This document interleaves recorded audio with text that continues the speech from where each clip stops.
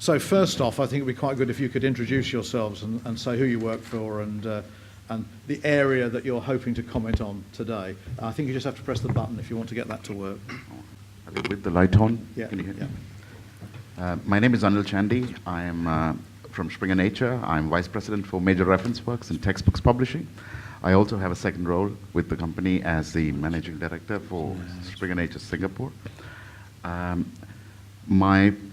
think my comments mostly, after discussion with Michael here, would be some general comments on Singapore itself and its publishing output, as well as a little bit on India, because we don't really have too many speakers from the Indian part of it. That's a bit of an understatement, I think. We tried very hard, but apparently they were all a bit reluctant with the Indian election going on. But at least the good thing is that we have participants here who can actually contribute to that. Yes. Yeah. So, Lyndsey. Thanks. Good morning, I'm Lyndsey Dixon. I'm the Editorial Director for Taylor & Francis. I'm based here in Hong Kong, so it's my great pleasure to welcome all visitors to Hong Kong and apologise for the weather. My role in the company is to really drive our portfolio of journals here in the region and also make sure that there is global participation by Asian stakeholders. So I think my comments will focus around the diversity of making sure that we are getting global representation for the Asian research ecosystem.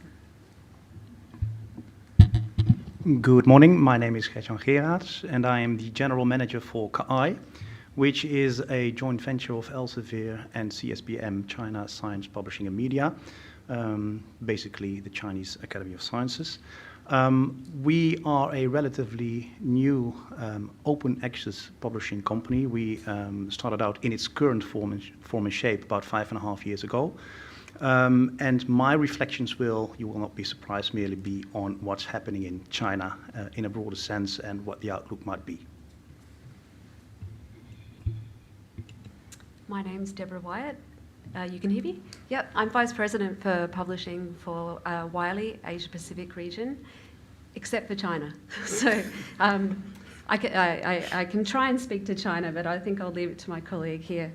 My team works across a large number of journals in the region, closely with authors, editors, and importantly, academic and learned societies to boost the impact of research coming from this region. There's a lot of excellent examples of collaboration, particularly through some of the federated societies here in Asia Pacific, where we see that diversity really coming through in the journals and in the activities that surround the journal. Great, thank you all very much. And I wonder whether, as an opener, you've got any comments or observations on what I just talked about that you haven't already had an opportunity to say. Can I just kick off with responding to a point that Natasha was making about the peer review diversity? And actually, the same report from Publons, which is a fantastic report on the state of peer review globally, suggests that agreement rates to review from researchers from emergent countries are actually higher than those from established countries. So it's not that there is a reluctance to review, it's that the reviewers aren't being asked. And I think that's a huge issue that we need to face as an industry. And it's a role that we as publishers can cooperate in by facilitating that connection between the global research ecosystem and relevant researchers here who are willing to serve as reviewers but just aren't being asked to do so. Yeah, I think the diversity of peer review part of it is actually already getting addressed quite much more strongly in editorial policies of journals, and I think that's going to change. I wouldn't go so far as to call it a bias, but maybe it's a little bit of lack of information and understanding about who the researchers are, and okay. A little bit more of analysis and maybe information about who is publishing, because you see China and India growing at article outputs which are more than 100,000, and then not to actually have at least a fairly mature number of reviewers actually even coming out. That's quite strange. But I still think the analytical part has not been completed quite well. Okay. Before I answer that, may I give some quick reflections on what we saw from China? What I would like to remark is, looking at what we saw, what I find notable for China is that the very fundamentals are there for a very prosperous market. We saw that R&D spend is now tremendous. I believe it has grown from, 0.6% in 1996. That's all in the report, so I encourage you to read the report again. 0.6% in 1996 to, 37 close to 2.3% of GDP in 2015, now being the largest R&D spend in the world. So that's a very strong, I would say, capital basis for R&D and as such for the STM market in China. As a result, and we didn't see this in the slides, I think not only the output comes very much from an ever-increasing group of researchers. If you see that by now some 0.1% of China's population is in R&D, making it the largest researcher population in the world. Needless to say that you then see this tremendously increasing output of papers and the quality. So I think all the fundamentals for a very good market are there. However, what I think is really important to understand that China has a unique political system. It has a very regulated market, and it has a very specific business culture that we have to bear in mind when addressing the Chinese market. And in order for that to be successful, not only for for STM publishers in China, but for STM in general in China, and for research in general, we need to be patient, I think, and everything needs to be around collaboration. STM publishers will need to collaborate with academia and with institutions in China to make it successful, not only for the STM industry as such, but for Chinese research in general. Now, that's a very long-winded introduction to what does this have to do with the review. I think the patience here is a thing. I fully agree with the bias issue. Bias may be a strong word, but I fully agree that it has taken too long for academia globally and for STM publishers as such to recognize the value of research in China and the ever-increasing quality as well. And you only in recent years see the expansion of editorial boards with quality Chinese individuals. So give it time. This goes back to the patience. We need to be patient. Given the specifics of the market in China, we need to be patient, and we need to collaborate significantly on an international level. Thank you, Deb. Just picking up on the theme of collaboration, I mean, I think we all agree, you know, if we can leverage the diversity in this region and globally, we can more quickly advance towards some scientific discoveries that, you know, the biggest challenges of the world today. I was thinking about, you know, some of the factors that inhibit collaboration, and I think we see them play out around peer review and around journal editorial boards broadly. Of course, this diversity, you know, some of the inhibiting factors are, of course, language, political, cultural, economic, and societal issues mean that it can sometimes be more difficult to find a common frame of reference. But then I thought about what are some of the factors that actually contribute or accelerate our ability to collaborate and to effectively leverage that diversity and effectively access those new ideas and new techniques that can help us advance together. And I think the STM industry has a lot that we can do. Yes, we should be patient, but let's look at what we should be doing in terms of digital infrastructure to actually create spaces and mechanisms for people to come together and to find that common frame of reference. There's some great examples. ORCID, I would say, is one. Crossref, some of the work that's happening around open data, for instance. Another would be policies. We need to have globally acceptable policies, but we have to have global discussion around, you know, are they applicable? And we have to have diverse opinions actually building those policies together.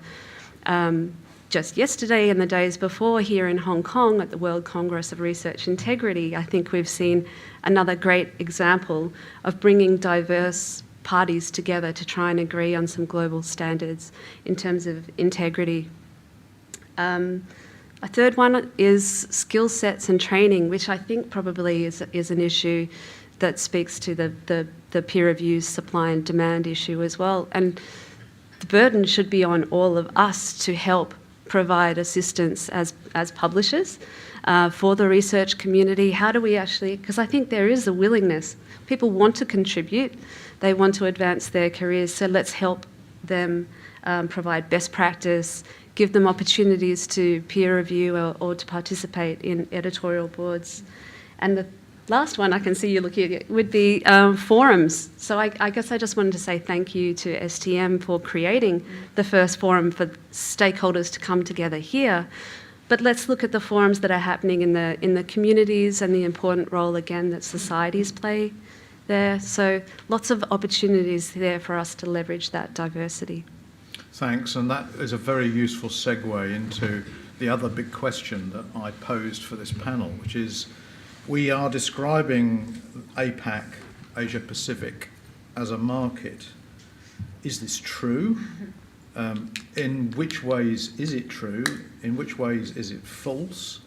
And how does that reflect on how one can do business here? I mean, Deborah's already pointed out some of the fact that we're dealing with a collection of nations rather than necessarily something completely homogenous, but I think each of you with a different perspective will be able to talk about, certainly at the high level, whether we do actually have a market, and then at perhaps your expertise level in the regions that you're dealing with, how they are part of that or not part of that. So I don't know who wants to kick off on that one. No, it's not one market. And I don't even think it's you can't divide it by nations. You need to segment a market as you would with any other and determine what part of that market you're going to play in, be it corporate, be it higher education, be it universities, institutions. So I think there are characteristics that we can broadly generalise for the Asia-Pacific region, but I don't think it is one market. I don't think it's useful for anybody to identify it as one market. And some of the broad characteristics that I identified were that there is an appetite to be or to have research reviewed in the broader sense of the term by Western-based journals, but I would say this is different for specifically Japan and ANZ. STM dominates. The research statistics that you illustrated show the proliferation of STM research as the main driver from Asia Pacific. Again, exceptions being ANZ. Here in Hong Kong, Singapore, for example, where SSH research is particularly strong, and I think SSH research is really growing from China as well. I think there's a mixed awareness of openness, be that open data, open access, what it means to be open. But I would say that that's perhaps a global characteristic, that there are pockets of awareness. It's not just something specific to Asia. I think we can see an over-reliance on the impact factor, if I'm allowed to talk about the impact factor. I think anybody working in Asia knows that one of the first conversations you have is about impact factors. There are moves away from this. Here in Hong Kong, for example, we're now looking at having societal impact as a measure for your research assessment exercises, but I do think there is this over-reliance on the impact factor. And just looping back to the previous conversation, I think there is, across the region, underrepresentation of Asian stakeholders in global conversations. And the more we can do to make sure that there is representation of that global perspective and that Asian perspective in discussions about policy, in discussions about how we move forward as an industry globally, that can only be a good thing. So who wants to kick off next? I think most of what Lyndsey said is basically something that we can all safely agree with. There is a market, but of course it is very, very different in terms of maturity, depending on how you actually see them. Our own organizations actually approach this market in a very very individualized way, depending on which markets, which specific countries that you're operating in. Hardly anybody goes in now with looking at Asia Pacific as a whole. You have the mature markets of Japan and rapidly maturing markets of China and India, and already mature of Australia and New Zealand on one side, and then you have Thailand, Vietnam, Malaysia, etc. And you have Singapore, which are very stable markets, although small in terms of the number. So I know we discussed whether you can, I could talk a little bit about the Singapore part of it. I think Lyndsey mentioned earlier that collaboration was one of the potential reasons why citation, so Singapore's researchers were higher or research impact was higher. That's definitely one of the reasons, but you also see how systematically Singapore is actually invested in R&D. The Research Innovation Enterprise 2020 plan that Singapore has just rolled out committed another 25 billion to it by 2020. Altogether, you're talking in the region of about 60 billion being invested over the last 20 years or so. So that's significant.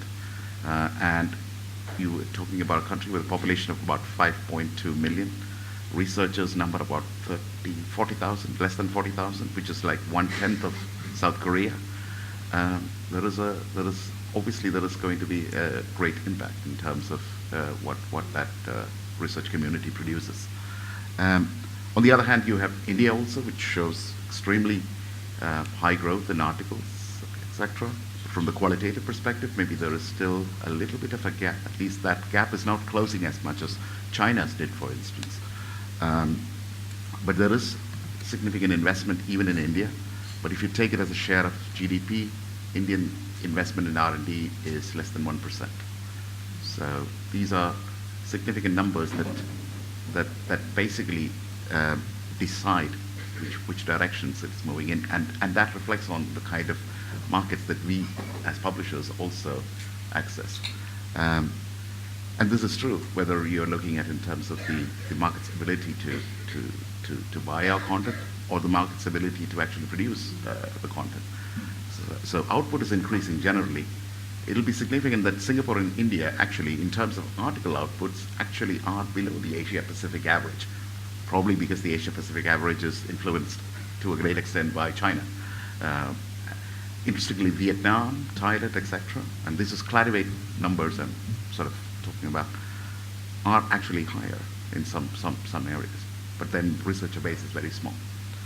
So overall, quite a distinct market with different strategies, etc., that we need to tailor to access it. Before I conclude, one last point on Singapore and Indian commonalities maybe. We have extremely knowledgeable librarians or customers in both countries.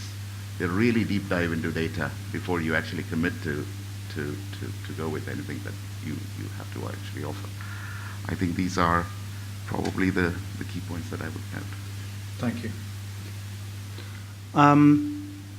Going back to China, first let me remark, I fully agree with you, Lyndsey, that I would say there's not necessarily a typical APAC market. I don't want to be overly provocative, but the question is that necessary in the first place? I'm not sure we need an APAC market. We're talking diversity, we're talking collaboration. We can all well collaborate on an international level without making it an APAC market.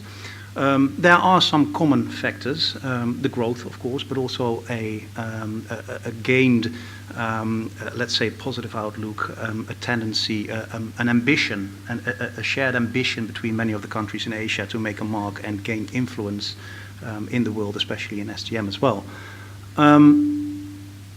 Going back to the item of collaboration, let me address maybe an elephant in the room here. For China, one of my concerns is actually the ambition that they show not only on a more generic macroeconomic level, but also in STM publishing, to sort of remake the system. And I wonder if that's the right direction to go. I'm not saying that China should not pursue a greater influence and to some extent a greater ownership of STM publications, for example, of platforms, of systems, but making that mandatory for Chinese researchers, I don't think that's the right way to go. We fully support China in its ambitions to make a mark and to have a greater global influence in R&D, in STM publishing. But as many reports show, international collaboration leads to better results, be it on higher average citations, be it on better research results. So rather than looking to really own the system, to really own the journals and the output as such, I would encourage everybody, and we as STM, I think, as an organization, have a role to take here as well in lobbying, if you wish, in literally making it clear to China and the research community in China that collaboration on an international level goes much further than pursuing the ownership as such. That's, I think, one of the most important keys that I would like to take. And this does not mean, again, this does not take away the ambition to make a mark, to have influence. And for us, there's a role in STM, as STM publishers, I think, to collaborate, truly collaborate, and also in the interest of China. Show them that what we do is actually in the interest of R&D and the output in China as such. I think that's an important note for me to make regarding to China. Thank you. Those points have come up quite a lot in meetings that Mark and I had in China on Monday and Tuesday. So, Deb. Yeah, so Michael, when you asked that difficult question about, is there such a thing as an Asia-Pacific market, I thought, oh gosh, I've been trying to figure that out for quite a few years. And I thought, I agree. I don't think there is. It's an extremely diverse region. I know as somebody who lives in the Asia-Pacific region and works for an international company, the one thing that we do have in common is that it's currently 3 a.m. in London and 10 p.m. in New York. So we do have time zone in common. And that is not insignificant if you are attempting to participate in global conversations or have influence in global conversations. Again, why it's so important to have an international organisation like STM hosting an event here so that we can create a space to participate in those global dialogues when it's not 3 a.m. in the morning for us. Thank you. Great, thank you. Now, each of you has a particular area of expertise within the sub-market, if we can call it that, if we do agree there is a market. Gert-Jan's already talked a lot about China, but I wonder whether the rest of you want to offer up some observations about your particular areas of interest and expertise. Well, I'm trying to talk about two different markets, the, I guess, mature markets of Australasia and Japan. Australia, like Singapore, not quite as small as Singapore, but quite a small population, only 25 million, but still, really punching above its weight, so to speak, in terms of research output and impact. I think the countries with smaller populations, by necessity, must collaborate, which, as we know, has a huge impact on citations and access to new insights and new ideas. I think you asked, me, do Australians see themselves as part of the Asia-Pacific region? And I said, it kind of depends. It really depends on the scholar. An elite scholar in Australia, just like an elite scholar in Korea or India or China or France or Portugal, will see themselves as part of a global community. Some of the fields within which we publish are probably a little bit more domestic in focus, because Australia, as also Japan, as any other country, has unique priorities. If a journal or a society or association has a mandate to be looking at domestic policies, then that will influence the extent to which they can answer those research questions within that country or not. Similarly, in Japan and Australia, a lot of the publishing that Wiley does is in partnership with societies.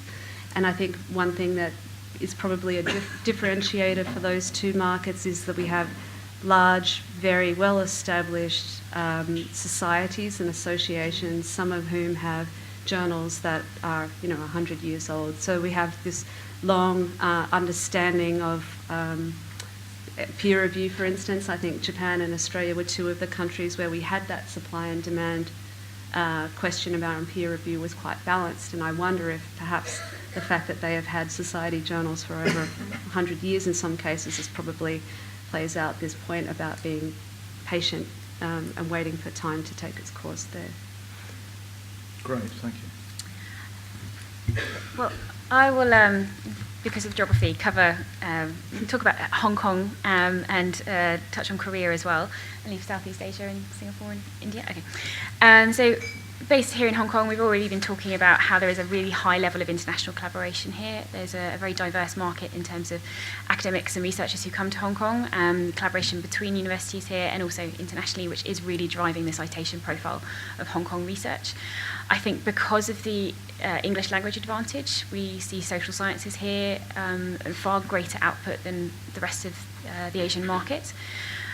I think there are interesting things going on here in terms of open science, but in pockets. And one of the frustrations is, Louise, who we'll be hearing from later, is smiling at me. There are great things going on at Hong Kong University in terms of really pushing openness, data management plans to drive open data, really trying to drill into researchers at a young and malleable age that openness can only be a good thing. And that is inputting into conversations around research integrity. And we've just had the Research Integrity World Congress here for the last 4 days, and the Hong Kong Manifesto has been released with transparency at its heart to really drive integrity, which is seen as perhaps a bigger issue here in Asia than other parts of the world. And openness is seen as a way to really drive that transparency. I think there could be even greater things achieved if there was more collaboration between the stakeholders here in Hong Kong, but how to generate that, I don't have the answer.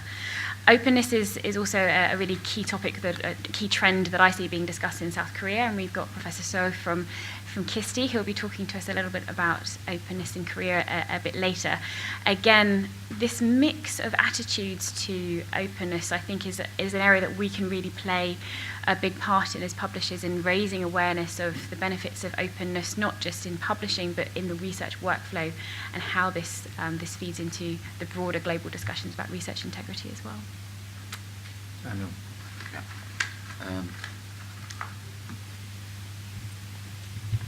Under the subcategory, the sub-subcategory that we mentioned, if you look at publishing output, Singapore, at least in terms of disciplinary focus, Singapore's is pretty balanced. I think STM and social sciences, significant amount of output from Singapore across the board. But I think the biomedical sciences, engineering, and technology, those would be the really high impact research that has actually been produced, and that's not very surprising given how much stress is on those subject areas actually there. India, on the other hand, I think definitely material sciences, chemistry, these are the areas that we see most of it. In clinical medicine, significantly is also an area in which they publish. I'm speaking more with the editorial hat on rather than anything else, and of course followed by engineering. Other smaller countries of Southeast Asia, definitely the case is STM subjects are essentially given focus. You see social sciences, but often in terms of quality or in terms of the lack of collaboration, or even you see much lesser amounts of content. In terms of journal articles for India at least, STM dominates, but where social sciences comes up is when books are actually taken into account.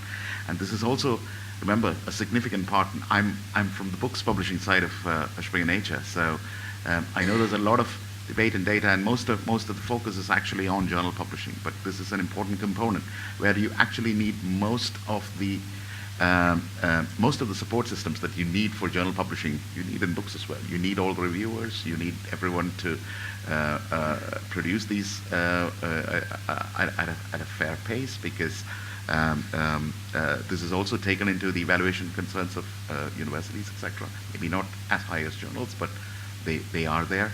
And some disciplines primarily communicate through books only, as opposed to journals, especially in the social sciences.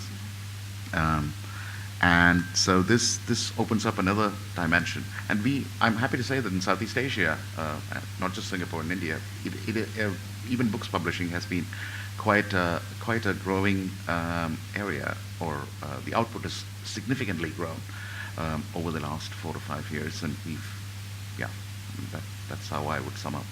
That's a very good reminder that we should not forget books. I mean, they are actually mentioned in the STM report, but another big question, of course, is in an electronic future, books and journals are looking rather similar in terms of their delivery platforms and all the rest of it. So I think that's a good point to make. We're coming to the end of our time for this panel, and in order to stay on time, I'm not going to take any questions unless somebody's got a really burning question they want to ask right now. There's always one. Please go ahead, yes. But we need to be relatively brief, panel. Okay, Gemma from City University of Hong Kong. So regarding this review issues, because if you look at the data that China is number 2 in terms of papers published and also citations, but when you look at this top number 1 papers, China is left behind.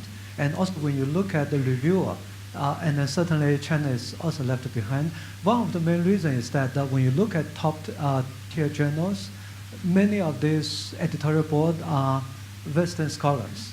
So my suggestion is that if STM publisher can make your, like someone mentioned that diversity, make it compulsory for journals, like editorial board, that if you can have all the members from different nations, and then this may change the future. Thank you. I think that's a very good point, and I think we need to remember that although we've dropped it, it was historically the case that most journals describe themselves as an international journal of, and I think we need to take the word international seriously and ensure that it does actually reflect the true global community that we're working in. I'm conscious of the time, so I'm going to want you all please to give your appreciation to our panel.